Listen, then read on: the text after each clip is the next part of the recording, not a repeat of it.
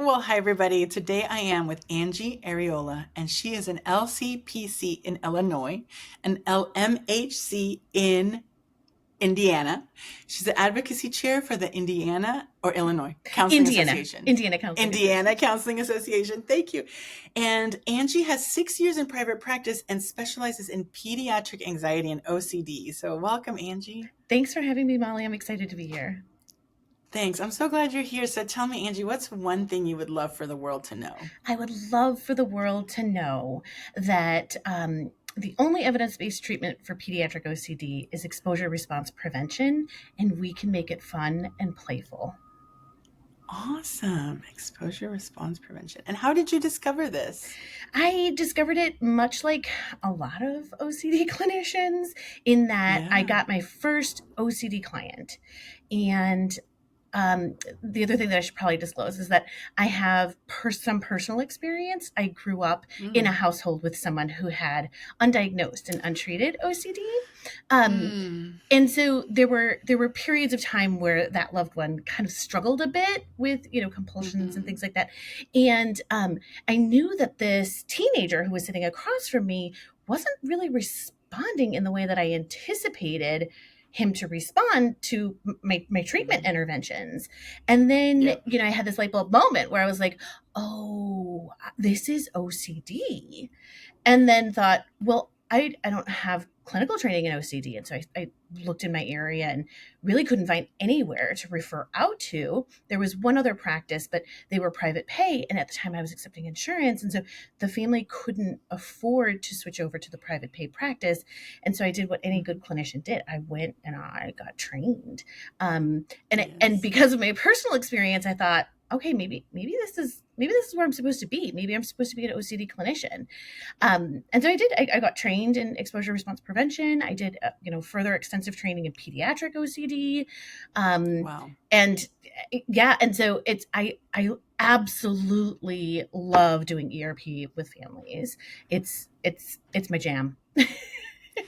That's so great. And you said that it can be fun. It can be fun. And you said just now also you work with families. So I assume you also help the parents. Yes. So what we know about OCD is that it impacts the entire household. And so families can really, really struggle. And oftentimes parents get trapped and they're held hostage by OCD because a lot of times parents are involved in those compulsions. Parents have to sit in the doorway at bedtime while their child repeats, I love you, until it feels just right. And parents are exhausted and kids are exhausted. And, the parent doesn't want to not participate because it sends their child into a tailspin, but they also don't want to participate because they recognize, but they just don't know what to do. And so it's so important to include parents and sometimes even siblings in the treatment process, because we really can't do effective. I would argue we really can't do effective ERP without involving the parents. Yeah, that's awesome. I agree. I would argue that's the case with a lot of modalities for kids. Sure. Yeah, absolutely. So tell me, what's the first step? Awesome. What's the first step someone would take? So first step would be to educate I always encourage people to educate themselves informally first, right? Look at the International OCD Foundation's website. They have lots of information for clinicians as well as those diagnosed with OCD or who suspect they may have OCD. So the first thing to do is go to that website. They are an international foundation and a wealth of information. They also offer some basic trainings as well as their BTTI Institute that does more advanced training. There are other trainings too, there's other trainings as well, but theirs is excellent. I also did UPenn's, so my training was through UPenn. I did their specialized pediatric training, and so there's really great resources out there in terms of training. But very first step is to educate yourself about OCD and what it looks like, because it's not always germs and hand washing. There are some OCD themes that can be quite taboo and really, really scary for families. And so that's the first step. Educate yourself, and then look at more formalized training. Yep. Interesting. I love it because I think, I also specialize in children. I think this Mhm. can come across our caseload at any point. Yes, for sure, for sure. Yeah. And sometimes it's Yeah. tricky. It's tricky because it sometimes looks like generalized anxiety, and then also Right. sometimes it will look like the stimming that we see in an autism diagnosis because it's that repetitive Sure. behaviors, and so Right. it's really important that we're able to sort of decipher and tease out what we're seeing in our therapy Mm-hmm. rooms. Super. That's great. So, what's a common obstacle that people face?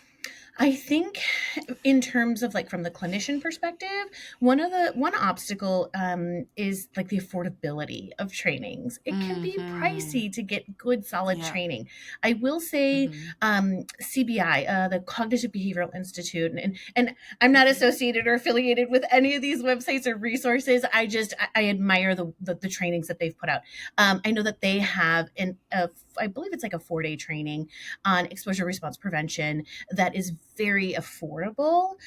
It's probably Oh, one of the cool. most affordable options out there. So I would say the cost of getting good, high quality Mm-hmm. training, and then that Mm-hmm. continued consultation that's required for those Yeah. tricky, complex cases that come up. I think those are the biggest barriers. And so, finding a consultation group to join can sometimes defray the cost. Mm-hmm. Um, so I would say at this point, it's probably the cost, even for Yeah. parents as well. Getting high quality ERP treatment can be very, very costly because many clinicians are out of network. Sometimes it can be Yeah. challenging to get insurance to cover OCD treatment. Okay. Yeah. Highly specialized, it sounds It like. is a highly S- specialized. Yeah. Exactly. Very good. Thanks. So, how do I know if I'm doing it right? Great question. So, if you know you're doing it right, ERP tends to work pretty quickly. So you'll start to see your clients will find relief. Families will say, "Oh my gosh, this week was so much better than last week." The Mm-hmm. early stages where we're just educating the family on what their experience is and naming their experience for them. Yes. Even that provides a certain level of relief for families because they're going from the darkness of, gosh, I'm in this pitch black tunnel and I don't see a way out. I have no idea how to feel my way through this, how to parent my way through this. And Mm-hmm. those first few sessions, we're handing them a flashlight, right? So that they're feeling like there's some hope. Okay, I've connected with somebody who knows what we're going through. And then, that psychoeducation provides a certain amount of relief and some buy-in. And then once they start doing the exposures, again, that can be made pretty fun. You'll start to see symptoms diminish. You'll start to see, kiddos experiencing less and less distress. Great. I love that. It sounds like that's a big piece of why you like the ERP because it is recognize and you get results. I will say, I am an instant gratification kind of gal. Yeah, that's awesome. It's so good. So tell me a little bit about this exposure being fun. Like if you Yeah. could give me like a Yeah, small example. Yeah. yeah, sure. That's a great idea. So, I'm actually working with a kiddo right now who has emetophobia, which is oftentimes associated with OCD and has very similar traits to OCD. And so, some of the fun things that we're doing is um, we're eating, the Harry Potter jelly beans, right? That are different Mm. flavors, and there's one in there that's vomit, right? So Oh we yeah. don't know. We might end up with the taste of vomit in our mouth, and Yeah. how And distressing what is kind this of for you? I love those jelly beans. Tell me what's the phobia that he has? Say it again. Emetophobia. So it's the fear What of does that mean? throwing up, and so a lot of times that will result in a lot of Oh, like compulsive body scanning and checking. Do I feel sure. nauseous? Am I salivating the way that you salivate right before you vomit? Those sorts of Mm-hmm. things. Yeah, yeah. Yes, I have heard people having that, children Mm-hmm. having that. Mm-hmm. Okay, that is super fun. Awesome. And is that something that you help the parents kind of also do at home? Yes. And so at the end of our Okay. sessions, we'll provide parents with, in ERP, you create what's called an exposure hierarchy. And so, Okay. their most feared scenario is up at the top. And then we sort of Yeah. break that down to lesser Hmm. feared items and actions, and we work our way up. And so in between, we may do something in session together, and then between this week and next week's appointment, y'all are going to do this again at home until that distress level comes down. And I've had kids come in and they're like, "Yep, not scared of that anymore." So Awesome. and all it takes is a week of practice for them to be like, "Okay, yeah, that doesn't feel scary anymore. Let's do the next thing." Mm-hmm. That sounds like so empowering. It really is. Yeah. I recently actually heard So an OCD practitioner, gosh, and I'm blanking on her name, but I went to the Advanced Forum on Pediatric OCD in October, and one of the presenters talked about how encouraging parents to parent for confidence rather than parenting for comfort. Ooh. Yes, right? I absolutely love that saying, and I'm going to commit her name to memory so that I can give her full credit in the future when I share this tidbit.